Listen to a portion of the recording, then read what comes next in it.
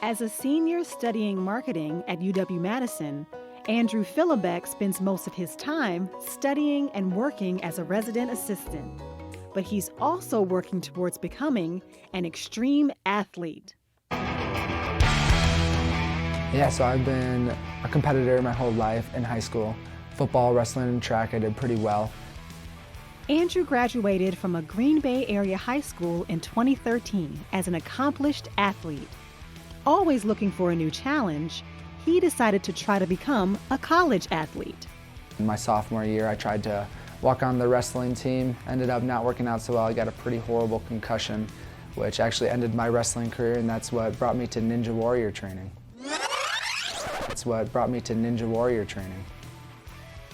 I had been watching the show since I was younger when it was like Sasuke with my family, and I told my parents, I think I could be really good at that show. American Ninja Warrior features hundreds of athletes competing on an obstacle course designed to challenge contestants' physical and mental abilities. Fortunately, Andrew was prepared to face any challenges the obstacle course threw at him. So before the show, I knew that I needed to be confident, I needed to trust in my faith with God, so I decided to create my own headband, which is right here, Mark 9, verse 23, which means all things are possible to those who believe. Andrew decided to form a Wisconsin team for an upcoming college edition of the Ninja Warrior competition. He recruited fellow Badger students Zach Kimmerer and Taylor Amon to compete on the show with him. To prepare for the competition, Andrew also converted his dorm room into a mini ninja obstacle course so he could train every day before the competition in August of 2016. I used to be a pretty big weightlifter, but that's something you don't do with ninja training. It's a lot of pull-ups, a lot of stuff like that, a lot of hand grips, so you do cliffhangers. You need to be trying out the salmon ladder.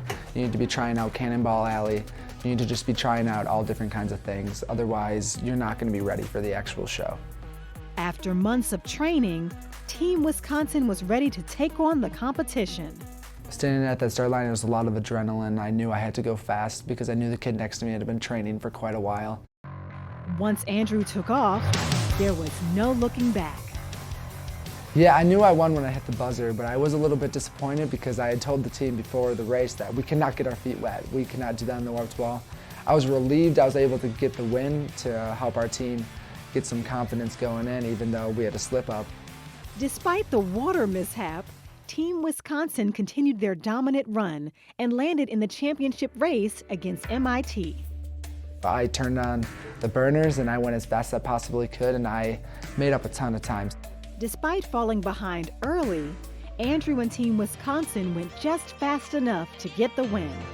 So it took until Zach came down and they announced it over the speakers.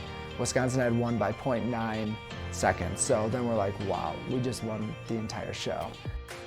With one Ninja Warrior victory under his belt, Andrew now hopes to continue his success on the individual American Ninja Warrior show after college graduation. Personally, the sport means a lot to me. It means showing off my faith. I think that's the biggest thing. I'm able to show off my faith on a national competition and showing that with my beliefs, I'm able to compete at a high level. And I'm not just on the level where I can make it on the show, I'm on the level where I can win the show.